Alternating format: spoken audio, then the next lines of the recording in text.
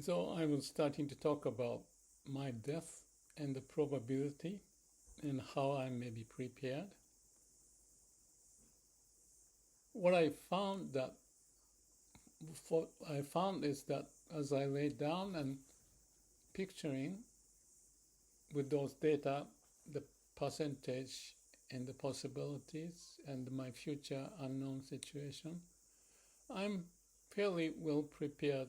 Whatever it happens, how, that's okay. There's nothing you can do. I'm alone, and it's not bad because I'm not gonna burden other people. That's okay. And in terms of this preparedness, I feel okay. And the reason why I thought is that this sense of equanimity, stability, the foundation of my mind is calm and quiet. And that's what I felt, as if to confirm. I was watching outside and looking at the trees in the sun, and I thought, oh, what a beautiful scenery. And I pictured myself somewhere, I don't know where, in the room, and I may be dying. I may see ants crowing, or maybe not much outside the window. Nobody knows what's going to be the case. But reflecting my life, I think I'm okay. Who knows when it happens? But let me just say it this way.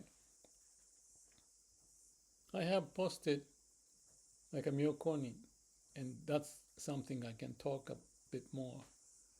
They are common people, and there are many of them that I studied, and I feel so grateful that they have the sense I can relate to. And what that sense is that like the case of Saishi, or which one? Osono or Genza.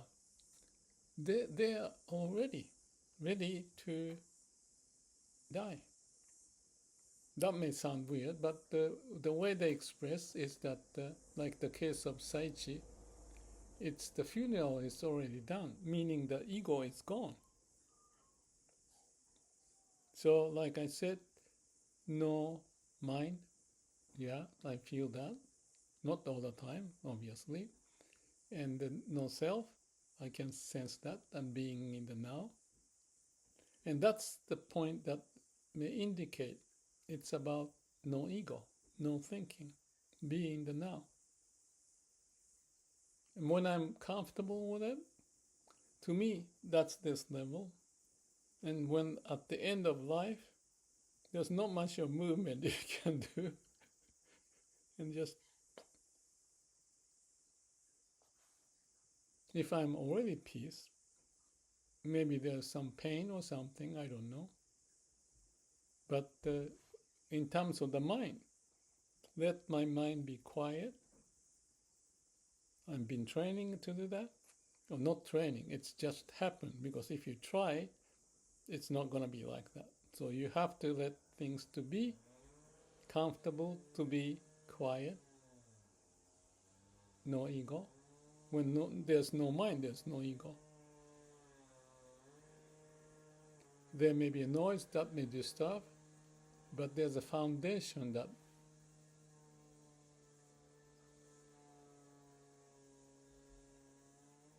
can overcome.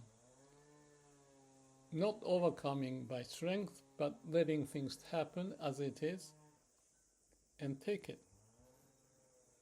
Pain may be the same. There's no choice when there's pain. Maybe there's some kind of injection to kill, but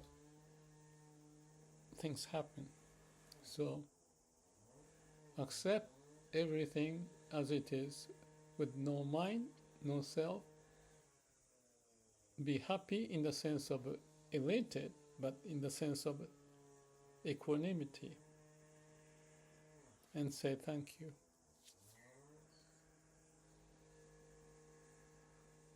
So that's the story today. I thought that's not too bad. Whatever I say may change. Everything's impermanent.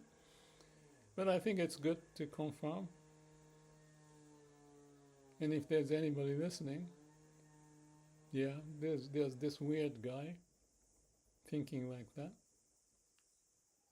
And that might impress or trigger to figure out your life, what to do. That's something we may all ponder or practice. Perhaps calm and quiet mind, equanimity. Just be aware, no mind, no thinking, no self.